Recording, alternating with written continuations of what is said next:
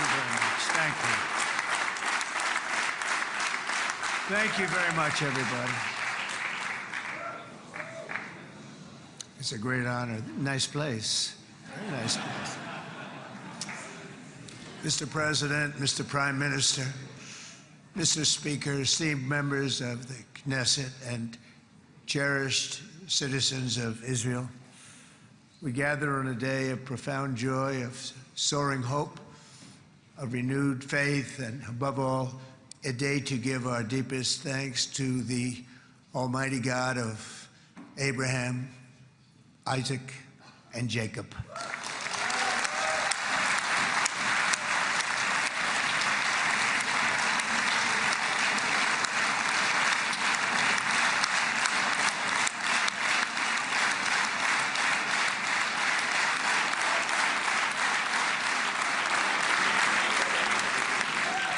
After 2 harrowing years in darkness and captivity, 20 courageous hostages are returning to the glorious embrace of their families, and it is glorious. 28 more precious loved ones are coming home at last to rest in this sacred soil for all of time. And after so many years of unceasing war and endless danger, today the skies are calm, the guns are silent, the sirens are still, and the sun rises on a holy land that is finally at peace, a land and a region that will live, God willing, in peace for all eternity.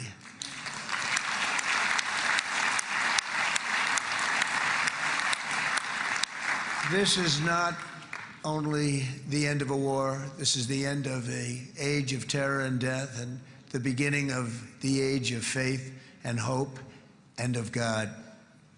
It's the start of a grand concord and lasting harmony for Israel and all the nations of what will soon be a truly magnificent region. I believe that so strongly. This is the historic dawn of a new Middle East. I want to express my gratitude to a man of exceptional courage and patriotism, whose partnership did so much to make this momentous day possible. You know who I'm talking about. There's only one, Prime Minister Benjamin Netanyahu. Bibi, please stand up.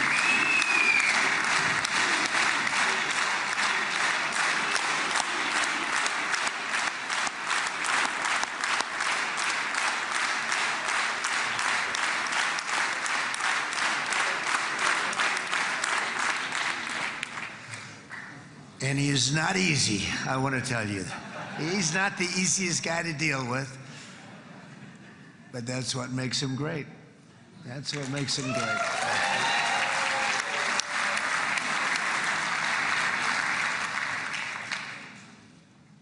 Thank you very much, baby. Great job.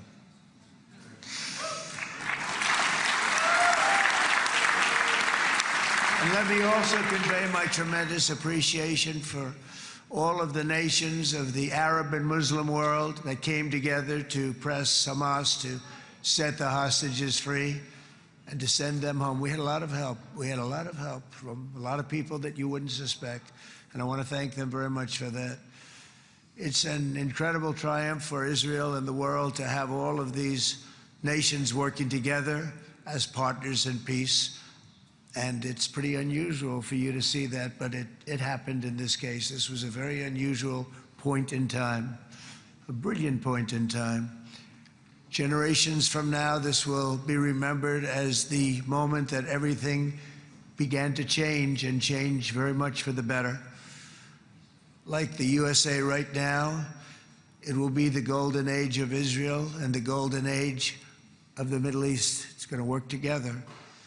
I'd like to thank several great American patriots for their invaluable help in getting something done that almost everyone thought was absolutely impossible. We were wasting our time. So many people said, "You're just wasting your time." But we weren't, because we had talented people working with us, and we had people that loved your country, and frankly, people that loved the region. They loved the Middle East. I want to thank my friend Steve Witkoff.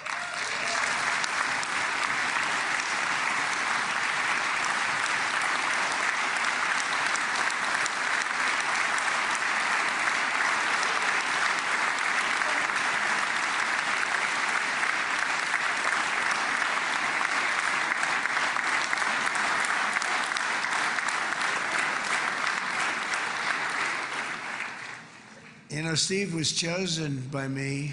He never did this before, but I knew him as a few things. He was a great businessman, but I know a lot of great businessmen, to be honest with you. He had tremendous negotiating skills, but I know a lot of people that negotiate pretty well, although it is an art. But there are people that can negotiate pretty well. But most importantly with Steve, he's just a great guy. Everybody loved him. Everybody. I mean, I know some negotiators that are so good, but you wouldn't have had peace in the Middle East. It would be in World War III right now with some of these guys. Everybody loves Steve, and they respect him, and they somehow can relate to him. I've known him for many years, and I've seen it over and over again. להוציא את חבר הכנסת עודה, להוציא אותו מהאולם, להוציא אותו מיד, החוצה, החוצה, החוצה. להוציא גם את חבר הכנסת כסיף, להוציא את חבר הכנסת כסיף מהאולם, להוציא אותו מיד.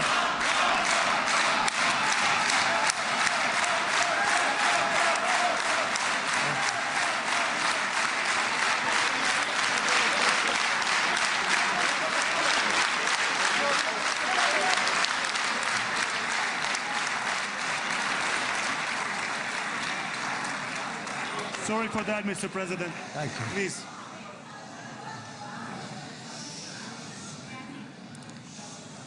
That was very efficient.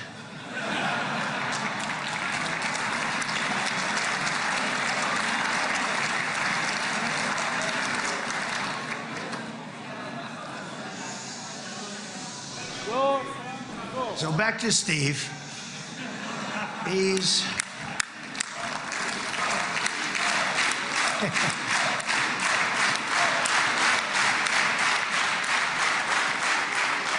But I tell one story because he was so involved, and then we called in Jared. We need that brain on occasion. We got to get Jared in here. We got to get a certain group of people. But Steve started this all by himself. I call him Henry Kissinger, who doesn't leak. Okay? Henry is a big leaker. He leaked.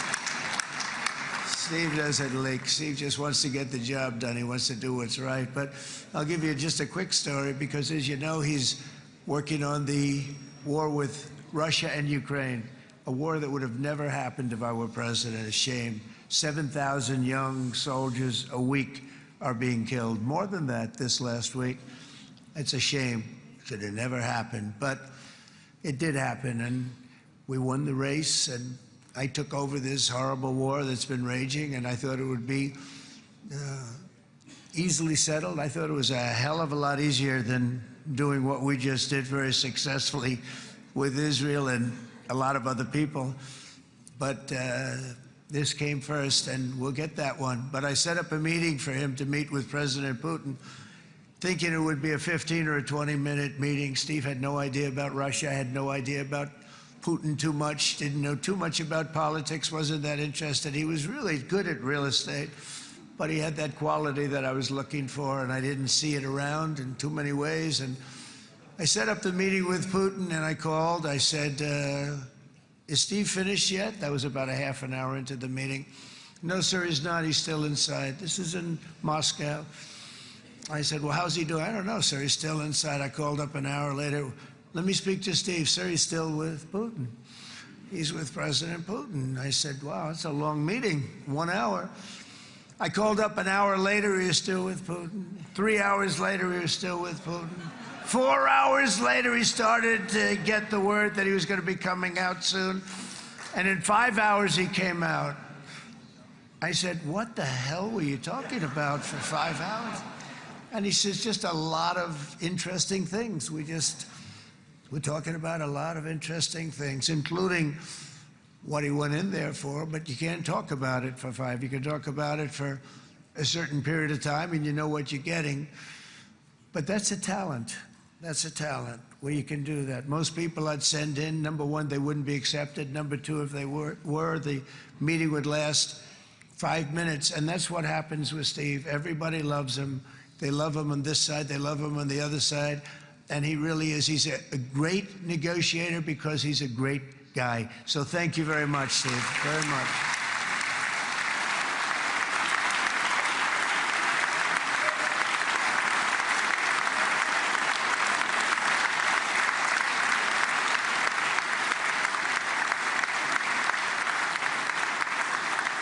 And let me also give a very special thanks to someone who truly loves Israel.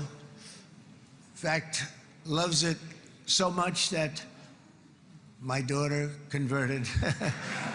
My daughter converted. I didn't know this was going to happen. And Ivanka's here.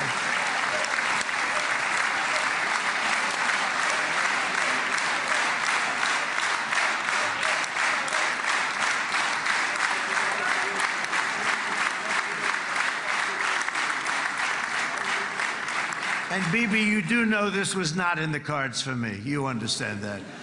And she is so happy, and they are so happy. At least I think they're happy. If they're not, we have a big story, right? No, they have a great marriage, and they get along great. They're best friends. They have a very special relationship. But Jared has been so helpful. He really did something very special. He established the Abraham Accords with a group of very wonderful people. I like calling it the Avraham Accords, because people that, right? Avraham. It's so cool. It's so much sort of nicer, you know? The Abraham versus the Avraham.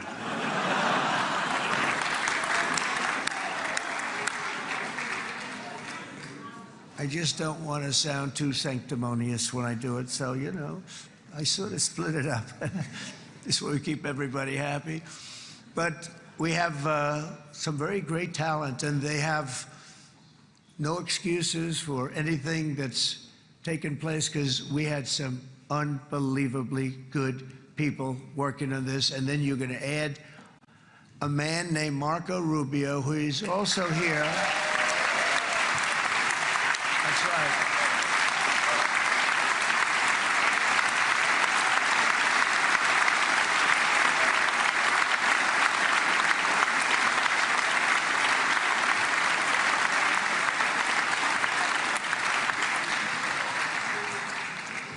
And I have a prediction that Marco will go down, I mean this, as the greatest Secretary of State in the history of the United States. I believe that.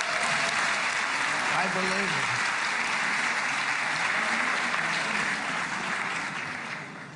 it. And he and I, you know, we really fought it out.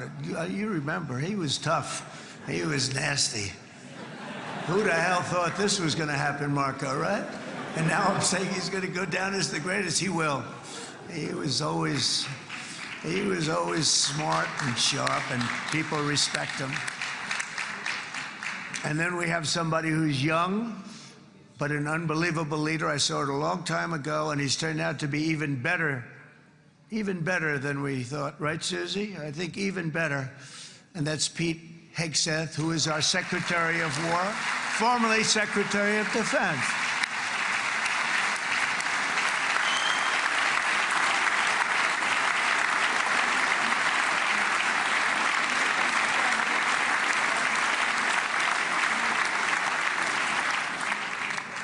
And as you know, we decisively won World War I. We decisively won World War II decisively. And everything in between and everything before it, we won everything. And then they had the brilliant idea of changing the name from war, you know, it was war, to defense. And with that went a certain thinking. And we fought in a very politically correct way after that. We always had the strongest military, and now we have a stronger military than we've ever had before. Because of my first term, I've totally rebuilt the military, every aspect of it. But we have, if you think, we settled 8 wars in 8 months. I'm now including this one, by the way, if that's okay. They may say, well, that was quick. because yesterday I was saying 7, but now I can say 8. The hostages are back. The hostages are back.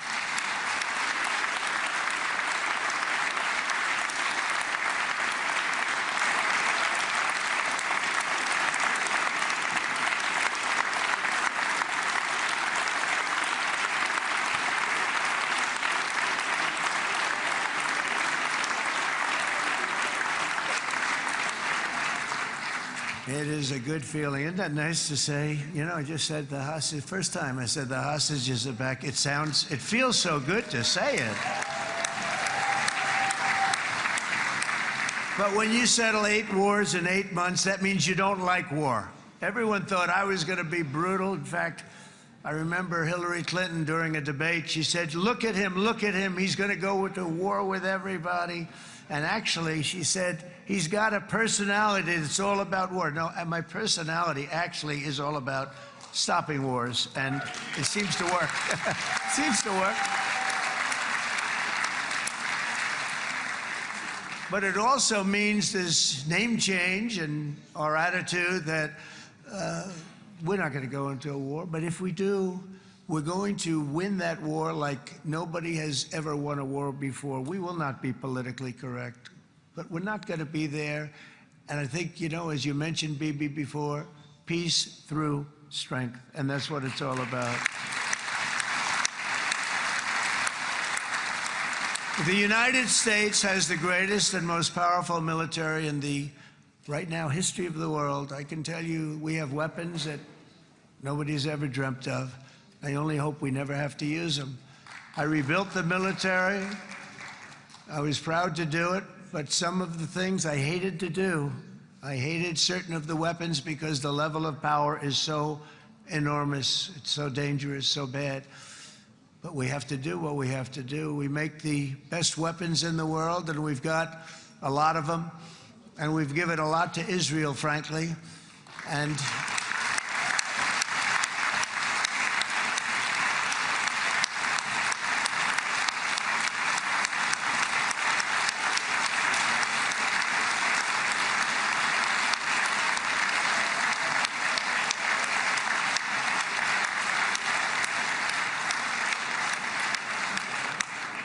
I mean, Bibi would call me so many times, can you get me this weapon, that weapon, that weapon? Some of them I never heard of, Bibi, and I made them.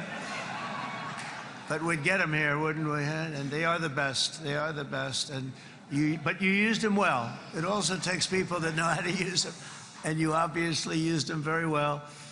But so many that Israel became strong and powerful, which ultimately led to peace. That's what led to peace. So as we celebrate today, let us remember how this nightmare of depravity and death all began. 2 years ago, on the eve of the Simchat Torah holiday, thousands of innocent Israeli civilians were attacked by terrorists, and one of the most evil and heinous desecrations of innocent life the world has ever seen, the worst slaughter of Jews since the Holocaust. The cruelty of October 7th struck to the core of humanity itself. Nobody could believe what they were witnessing. The United States of America grieved alongside you, and we mourned for our own citizens who were so viciously taken that day. And to all the families whose lives were forever changed by the atrocities of that day, and all of the people of Israel, please know that America joins you in those two everlasting vows: never forget and never again.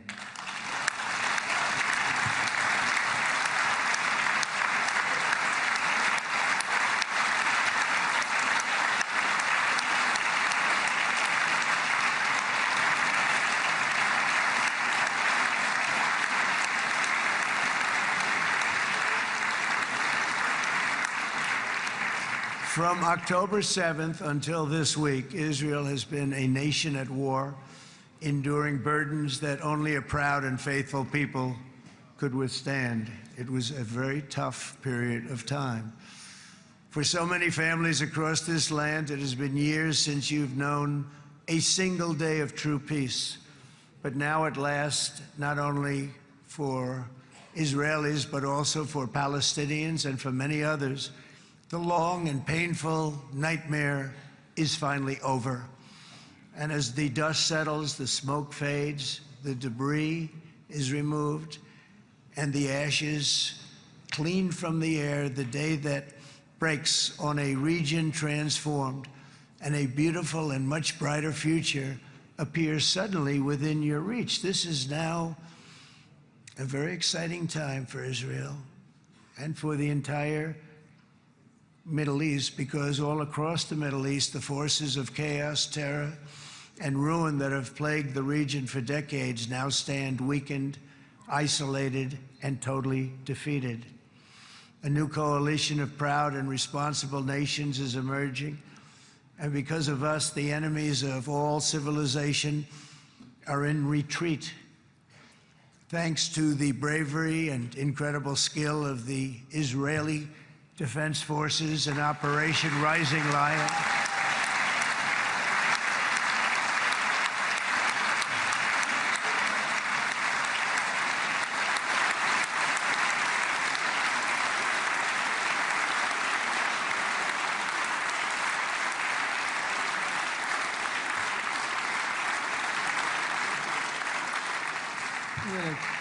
guy's central casting. Let's put him in a movie. Look at him.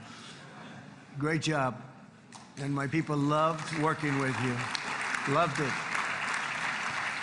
They worked so well together. But many of Iran's top terrorists, including nuclear scientists and commanders, have been extinguished from this earth. And with Operation Midnight Hammer, boy, that's a great name for that, what we did. Last June, the United States military flew 7 of those beautiful B-2 bombers. They look so beautiful all of a sudden. They were always, I thought they were pretty planes. I had no idea they could do what they did. In fact, we just ordered 28 more of them. A little updated version.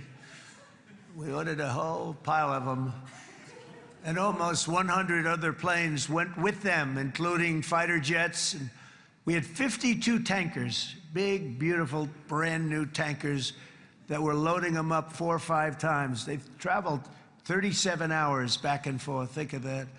But we had tankers all over the sky for all the other planes. We had the F-22s, the F-35s, F-16s. We had a hell of a lot of planes.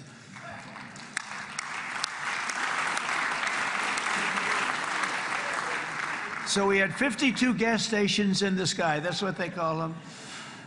I'll tell you, I wouldn't want to be flying one of them. We have our great General Raisin Cain right here. General, stand up. This guy. What a general.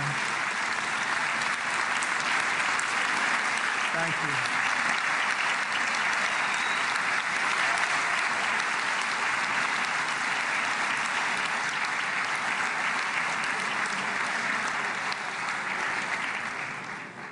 I asked General Cain, I said, you know, we're having problems with ISIS, and I was in Washington, and I asked, how long would it take to defeat ISIS? And my Washington generals told me, 3, 4, maybe 5 years, sir. I said, I don't get it. We got the best equipment in the world. Why? So I flew to Iraq, and I met with a man named Cain. He said, what's your first name? He said, they call me Raisin, sir. I said, wait a minute, your name is Raisin Cain? I've been looking for you for a long time. You gotta be kidding. So they told me 3, 4, 5 years to defeat ISIS. And I sit down with him and I say, why is it? I flew there in the dark of night. I landed, I'll never forget it. It was quite a trip. I'm glad I made it because I met him. I said, could I ask you, General? I come down. He said, with another general and a sergeant. Everybody was like central casting. They could go into a movie right now. Between him and you guys over here, we could get rich making movies, okay? And they got along so great. That's the beautiful thing, that your military and our military, Bibi, got along so great.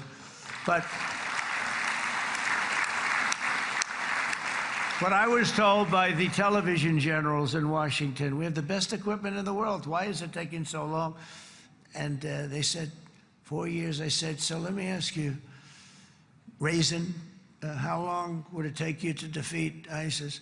Sir, we can do it in 3 weeks, but you'll probably have some time left over. I said, you gotta be kidding. What the hell are you talking about? They said 4 years. I said, well, sir, look, it's not my place to say, but you're asking me the question.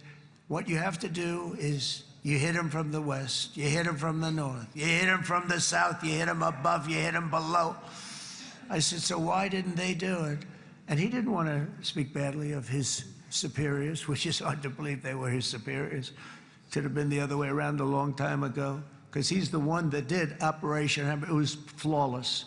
It was flawless. It was absolutely flawless. And I said, so you really think you can do it in 4 weeks? Yes, sir, 100%. You have to do it differently than they were doing it. They were using one base, and it was hundreds of miles away. And he says, we have all these portable bases all over the Middle East. And they didn't want to use them because they didn't want to offend the country where the portable, they wouldn't have even known what the hell the planes were going up, right? They wouldn't have known, but he said, no, they didn't want to defend anybody, offend anybody, and but we can do it in 4 weeks. I said, you sure about that? I'm going to call you back. I'll call you back on Monday. I'm going back to Washington. But you think 4 weeks? Yes, sir, I think we can do it in 4 weeks. We'll have time left over.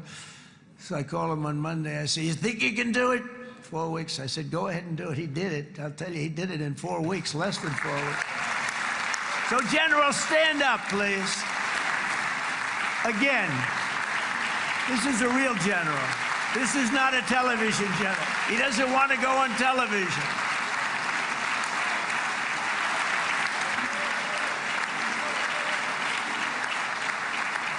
He doesn't want to go on television. I said the other guys love being on television. So we dropped 14 bombs on Iran's key nuclear facilities, totally, as I said originally, obliterating them. And that's been confirmed, and everybody understands it. Together we stopped the #1 state sponsor of terror from obtaining the world's most dangerous weapons. And if you think about it, if we didn't do that, and assuming we made the same deal that we have today, there'd be a dark cloud over this deal. And #1, it wouldn't happen because the other Arab and Muslim nations really wouldn't feel comfortable making the deal that we have now, right? If Iran had that nuclear weapon that they were about 2 months away from having. They would have had it in 2 months or maybe less than that. They were right at, this was our last shot. They looked at it for 22 years. This was our last shot. The pilots told me that. They said, 22 years, sir. They looked at it. Our predecessors looked, they studied it. 3 times a year would do drills on that exact attack. And boy, did they get it right. But let's assume they didn't, and let's assume there was large-scale nuclear weapons in the hands of Iran. We couldn't be here today. Even if we signed the deal, which we couldn't do because a lot of people would not want to have anything to do with it, we took a big cloud off of the Middle East and off of Israel.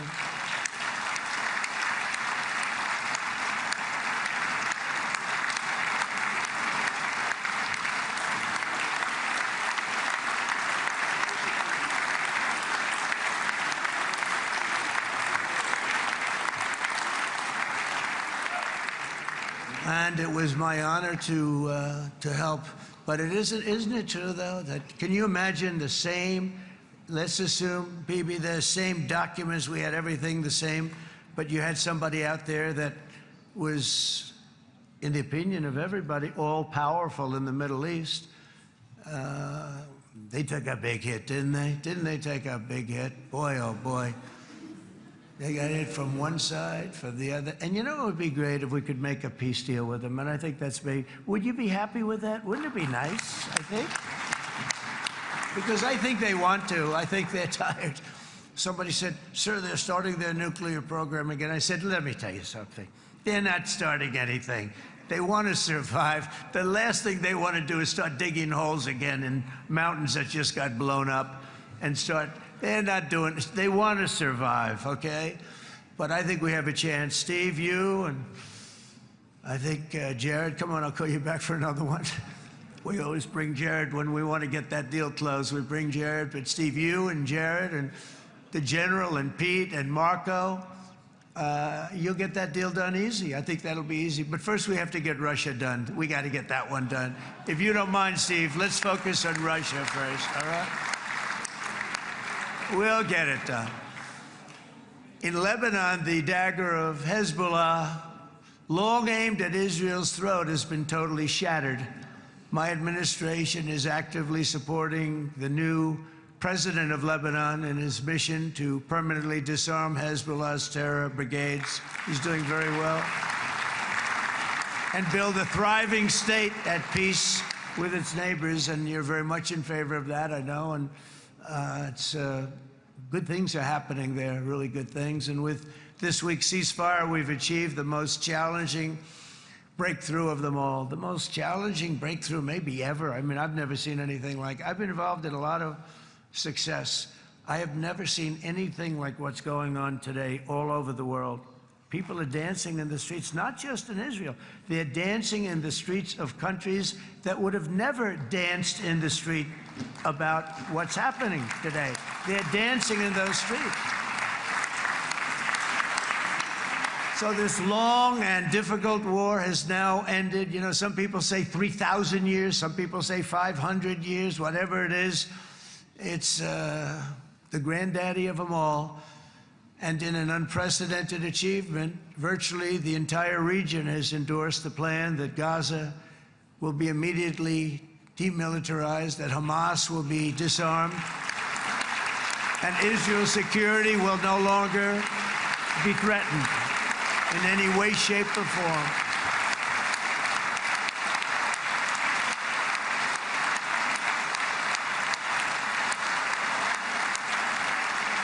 So Israel, with our help, has won all that they can by force of arms. You've won. I mean, you've won. Now it's time to translate these victories against terrorists on the battlefield into the ultimate prize of peace and prosperity for the entire Middle East. It's about time you were able to enjoy the fruits of your labor. Mr. Opposition Leader. I said he's a very nice opposition leader. I think, no, he's a nice man. Bibi, he's a nice man.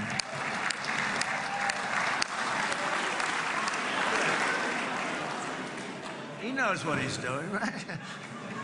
No, he's a very nice guy. Well, see, now you can be a little bit nicer, Bibi, because you're not at war anymore, Bibi.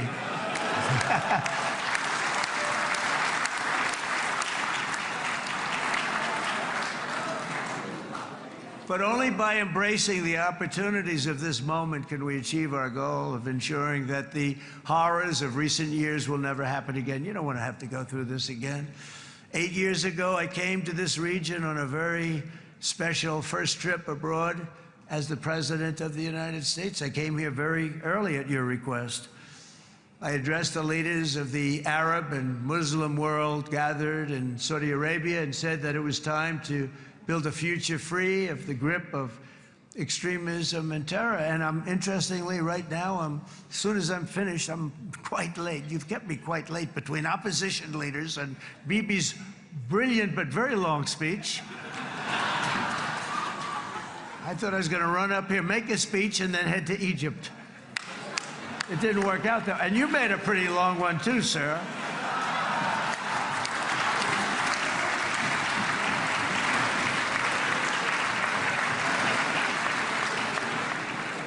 But I liked what you all said. It could be worse. Supposing on top of it, I didn't like what you said. That would be no good, Ron, would it? Ron, you did a great job, by the way, Ron.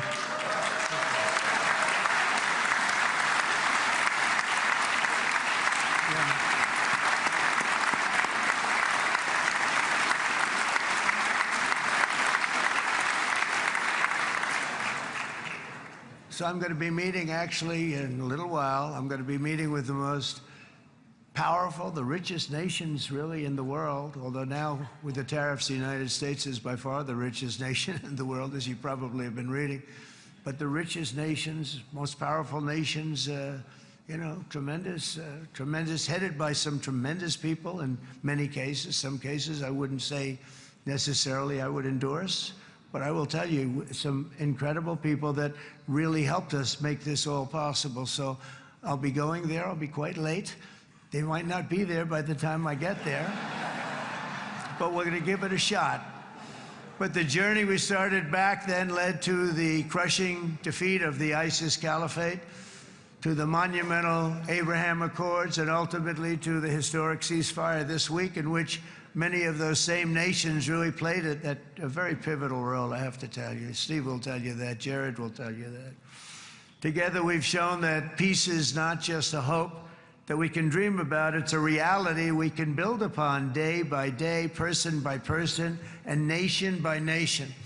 And because of that, the Middle East is finally ready to embrace its extraordinary potential. You have extraordinary potential in this region. It should now be clear to everyone throughout the region that decades of fomenting terrorism and extremism, jihadism and anti-Semitism have not worked. They haven't worked. They've been a disaster. They've just killed. They've killed. They've backfired completely and totally. They've just totally backfired. Everything that you thought, take it worst case, it's turned out to be worse than that. They have not worked. From Gaza to Iran, those bitter hatreds have delivered nothing but misery, suffering, failure, and death. They've served not to weaken Israel, but to annihilate the very forces that did the most to foment this hatred. And it's really, I mean, everybody that's tried it has become irrelevant. Meanwhile, we've seen those nations that set aside their differences, reached across ancient divides, and pursued engagement are now among the most successful in the region. They're getting along with Israel, and they're doing great. And I can tell you the 4 nations that joined the Abraham Accords early on, and you'd all be doing me a favor, and I'm going to be saying this in a little while to some other friends, would love you all to, is this right, Jared? Join up in the Abraham Accords. We have to join up and get together. You can have that whole thing filled out. We had a very weak administration, worst president in the history of our country by far. And Barack Obama was not far behind, by the way.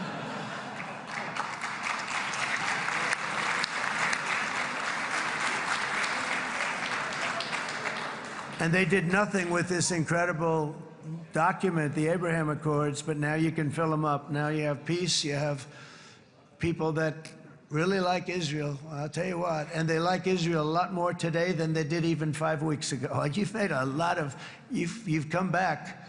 You've come back strong, because it was getting to be a little nasty out there in the world, and ultimately the world wins. You can't beat the world. Or I would say to Bibi, it's now time, and he understood it better than anybody, because ultimately, you know, the world's a very big place.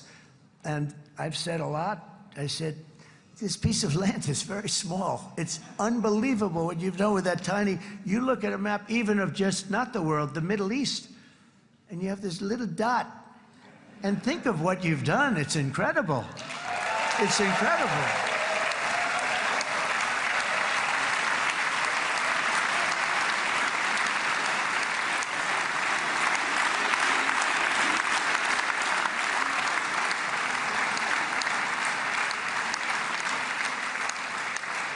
But the world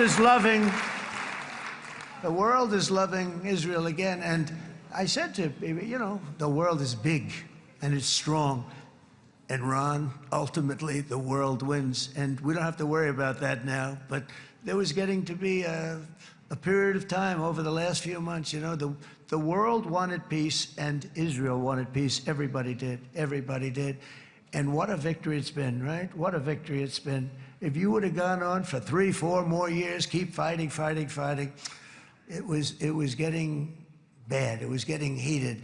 The timing of this is brilliant. And I said, Bibi, you're going to be remembered for this far more than if you kept this thing going, kill. it would be it would not be the same. And I just want to congratulate you for having the courage to say, that's it, we've won, and now let's enjoy our lives and let's rebuild Israel and make it stronger and bigger and better than it's ever been before. We're going to do that. Took a lot of guts.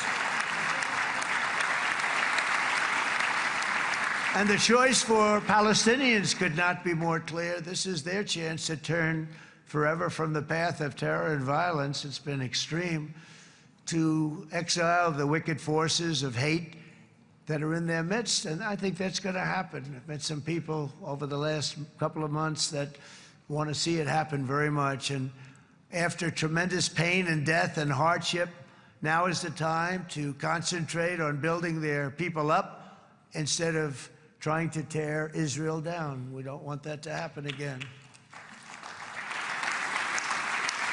And the total focus of Gazans must be on restoring the fundamentals of stability, safety, dignity, and economic development so they can finally have the better life that their children really do deserve after all these decades of horror. I intend to be a partner in this effort in the sense that we're going to help and we're going to do something that became unbelievably popular. Everybody wants to be on it. It's called the Board of Peace, okay? How about that? Is that a beautiful name? Like a board of peace.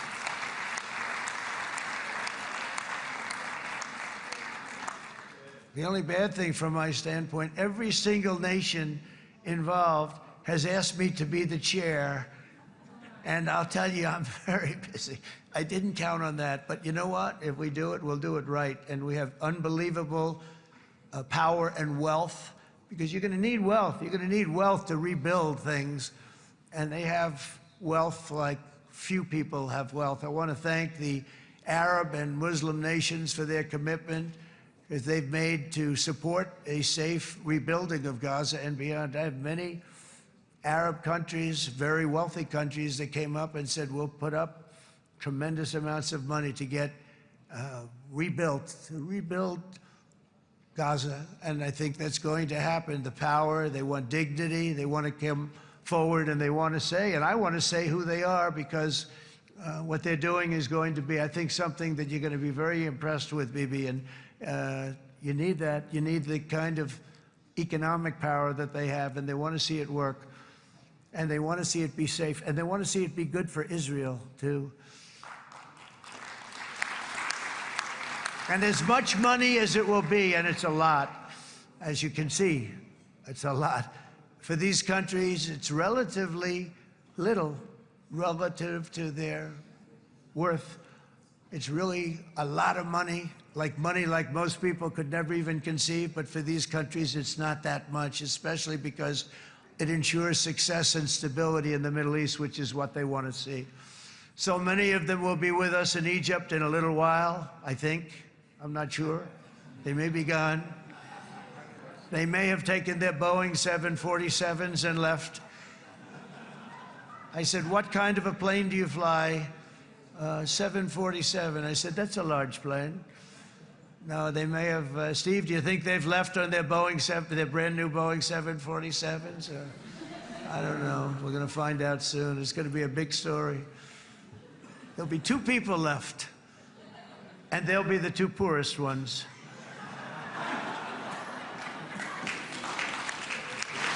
But it will be the wealthiest and most powerful group of nations. So the group that we have assembled, that's waiting for us, is the wealthiest and most powerful group ever assembled at one time. There has never been a group like this. And they're only looking for good. They want good. They're going to do good. And as those commitments are made, I'm going to let the world know who's doing it, because they really deserve to get the credit. And some of them probably won't want the credit, but they deserve it. It's more obvious than ever that the productive and responsible nations of this region should not be enemies or adversaries. You should be partners and eventually even friends, and that's what's going to happen. I know it. Together you can stand against the forces of chaos. Yeah, you go ahead. That's an important point.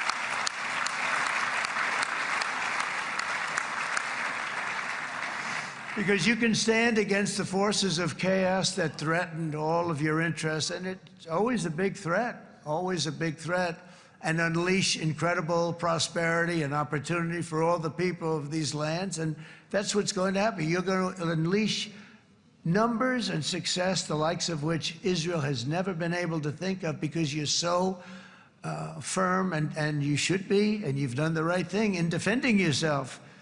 You're not going to have to worry so much about it. You've won, and now you can build, and you can do things that you never even thought possible.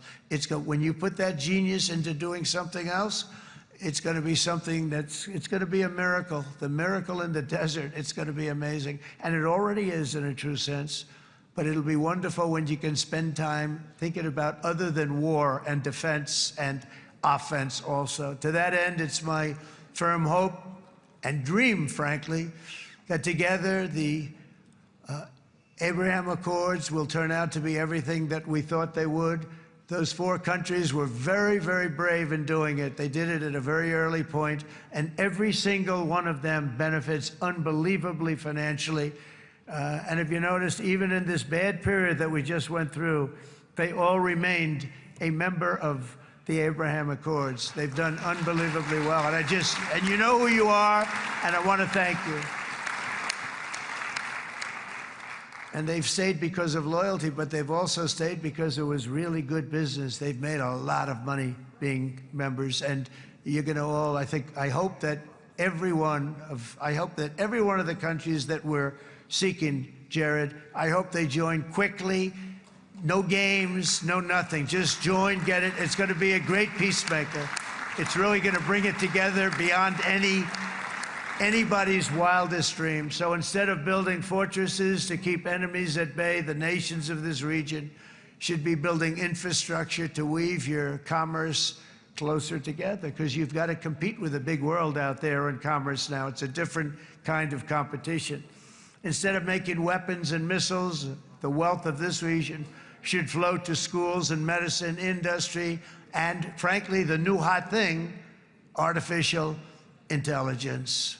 It's a lot of intelligence you're going to have to be throwing off to pay back these sums of money that they're doing. But that's really the hot one. And I might say that the United States, a year ago, was a dead country. I say it to people. I heard it first from the King of Saudi Arabia. I then heard it from UAE. I heard it from Qatar. I heard it from many other countries. A year ago, the United States of America was a dead country. Now it's the hottest country anywhere in the world. It is the hottest. There's no question about it.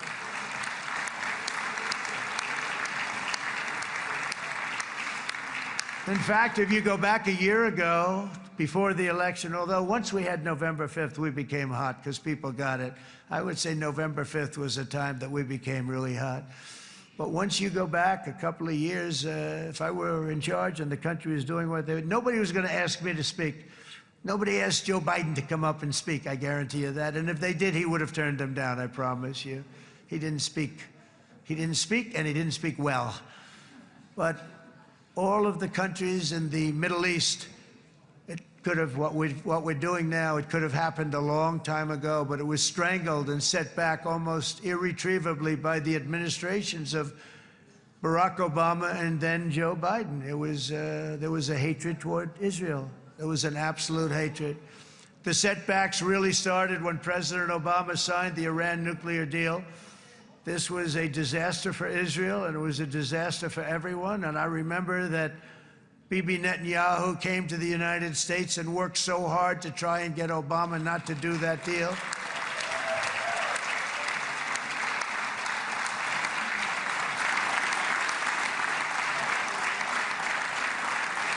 He worked so hard. But it was like talking to a wall. I remember him telling me it was like talking to a wall. They wanted to go with Iran. They chose Iran, frankly, over a lot of other good nations, but specifically Israel. And that was the beginning of a very bad period of time. You had Obama go out, and the Iran nuclear deal turned out to be a disaster. And by the way, I terminated the Iran nuclear deal, and I was very proud to do it.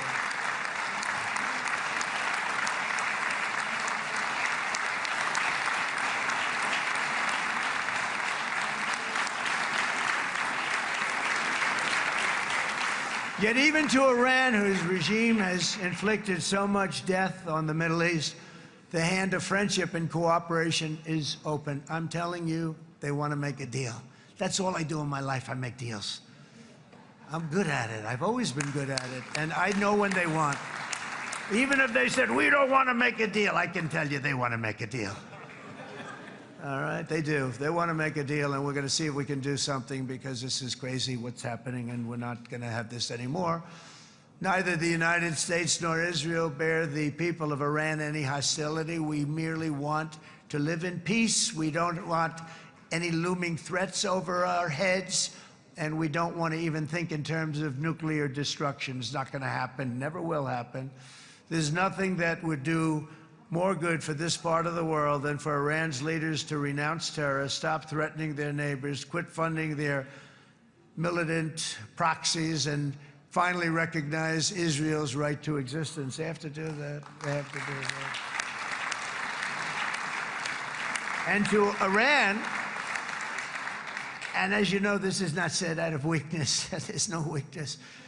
But I'm going to say this, that we are ready when you are, and it will be the best decision that Iran has ever made. And it's going to happen. It's going to happen.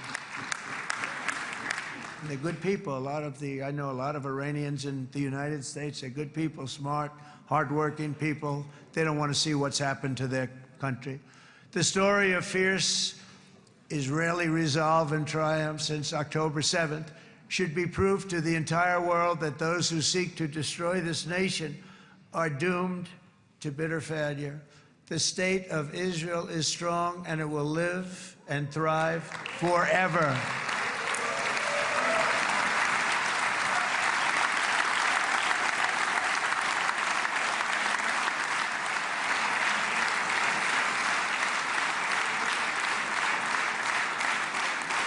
And that is why Israel will always remain a vital ally of the United States of America.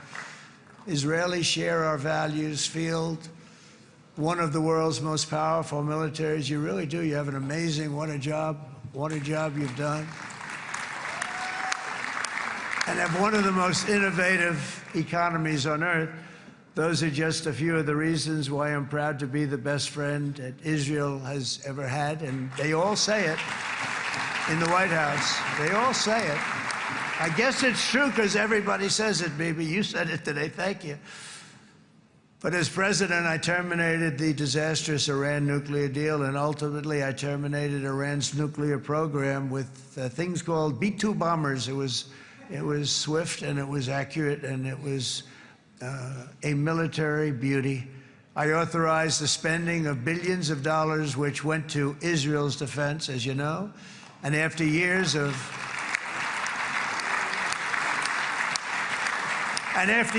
broken promises from many other American presidents, you know that, they kept promising. I never understood it until I got there. There was a lot of pressure put on these presidents. It was put on me too, but I didn't yield to the pressure. But every president for decades said, we're going to do it. The difference is I kept my promise and officially recognized the capital of Israel and moved the American embassy to Jerusalem.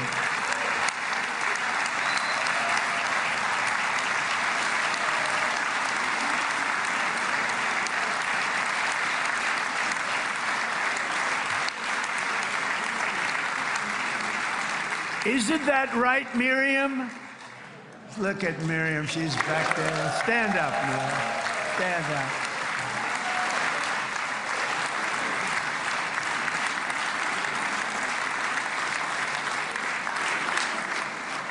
Miriam and Sheldon would come into the office. They'd call me. He'd call me. I think they had more trips to the White House than anybody else I can think of. Look at her sitting there so innocently. She's got $60 billion in the bank. $60 billion. And I think she's saying no more. And she loves Israel, but she loves it, and they would come in, and her husband was a very aggressive man, but I loved him. He was a very aggressive, very supportive of me.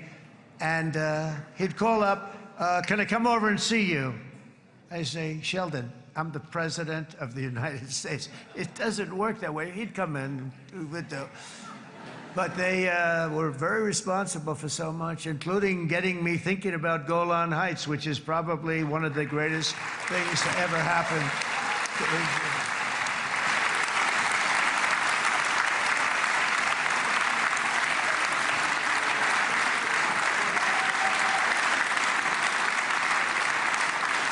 Miriam, stand up, please.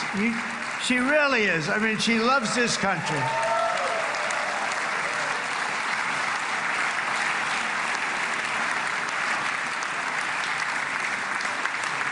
She loves this country. Her and her husband are so incredible. We miss him so dearly. But I actually asked her, I'm going to get her in trouble with this, but I actually asked her once, I said, so Miriam, I know you love Israel. What do you love more, the United States or Israel? She refused to answer. That might mean Israel, I must say. We love you. Thank you, darling, for being here. That's a great honor. Great honor. She's a wonderful woman. She is a great woman. I've always stood for the people of this community, and I always will. I'll always be with you. I'm always going to be with you. I guess maybe something could happen to change my mind. Somebody that's really stupid gets into office and wants to do really bad things, but that's about it. And we don't think we're going to have that happen. I hope we're not going to have that happen. And this man is a good man right here. These two men are good men right here.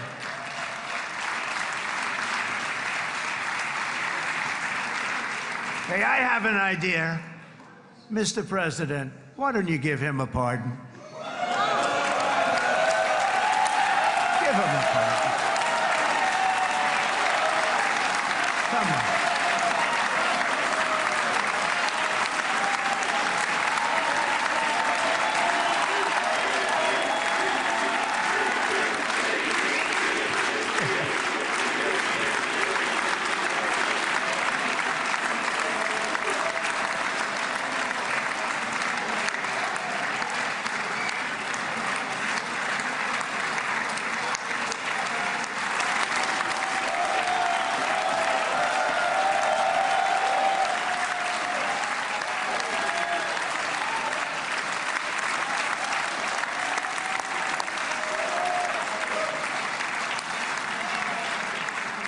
By the way, that was not in the speech, as you probably know.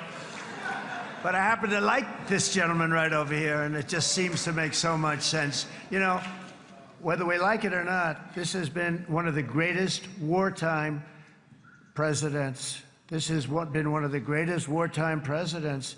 And cigars and champagne, who the hell cares about that?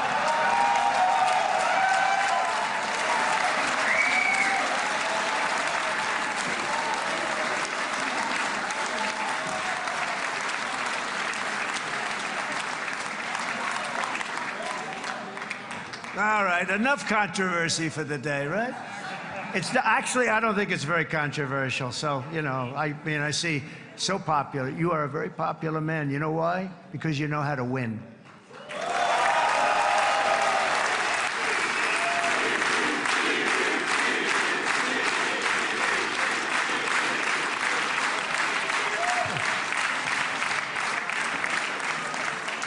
Over the past 2 years, I've met many of the families of the Israelis taken hostage and those that were taken hostage. Unbelievable. I've looked into their eyes. I've seen the worst nightmares of their suffering, but I've also seen something else, the beautiful love of the people, the love of people, frankly, that hold things together, the love that gives you the courage to carry on through thousands of years of persecution and repression and to emerge with the heart of David.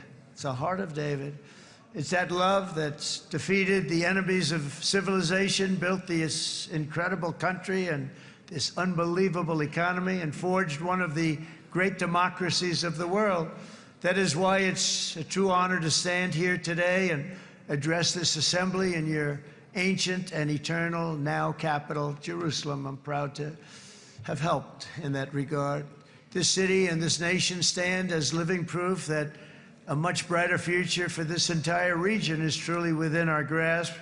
For thousands of years, Jerusalem has been a home to Christians, Jews, Muslims, and people of all ethnicities and creeds. This is the holy center of the world's three great Abrahamic faiths, I like that too. Adorned, it's the first time I've seen that word in a while.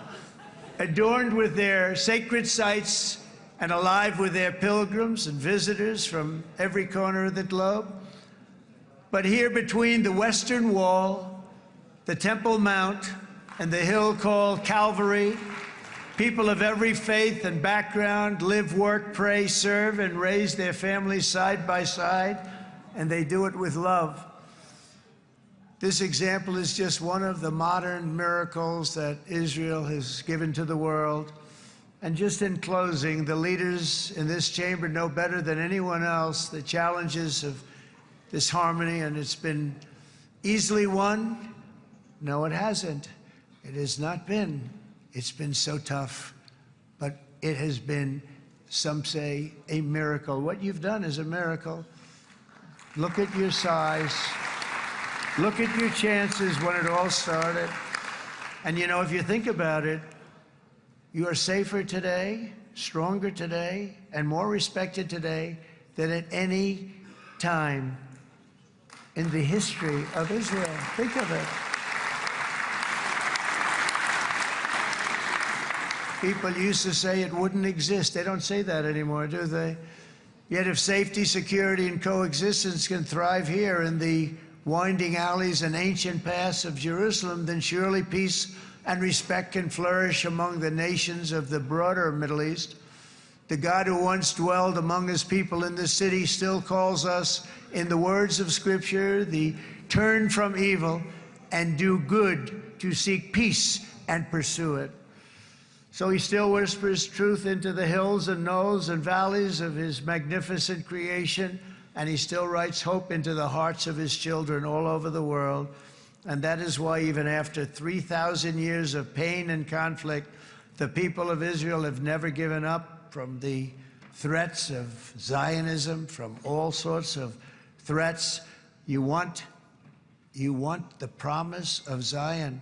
You want the promise of success and hope and love and God. And the people of America have never lost faith in the promise of a great and blessed future for all of us. From the very first day that modern Israel was founded, we have stood together through thick and thin of setbacks, and through victory and defeat, through glory and heartache. We have built industries together. We have made discoveries together. We have confronted evil together, and we have waged war together. And perhaps most beautifully of all, we have made peace together. And this week, against all odds, we have done the impossible and brought our hostages home.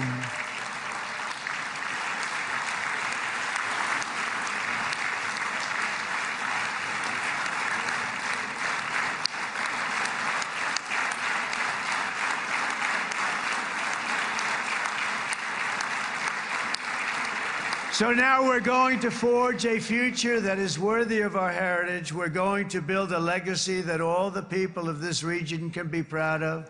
New bonds of friendship, cooperation, and commerce will join Tel Aviv to Dubai, Haifa to Beirut, Jerusalem to Damascus, and from Israel to Egypt, from Saudi Arabia to Qatar, from India to Pakistan, from Indonesia to Iraq, from Syria to Bahrain, Turkey to Jordan, the United Arab Emirates to Oman, and Armenia to Azerbaijan, another war that I just settled. We are going to have hope, harmony, opportunity, and happiness here in the spiritual and geographic center of the entire world. That's what you are. Israel, America, and all of the nations of the Middle East will soon be safer, stronger, greater, and more prosperous than ever before.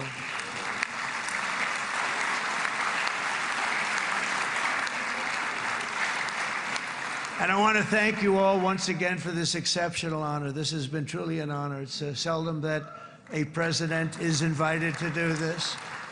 And I love Israel. I'm with you all the way.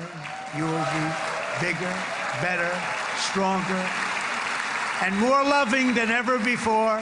Thank you very much. God bless you. God bless the United States of America, and God bless the Middle East. Thank you, everybody. Good luck. Thank you very much. Thank you.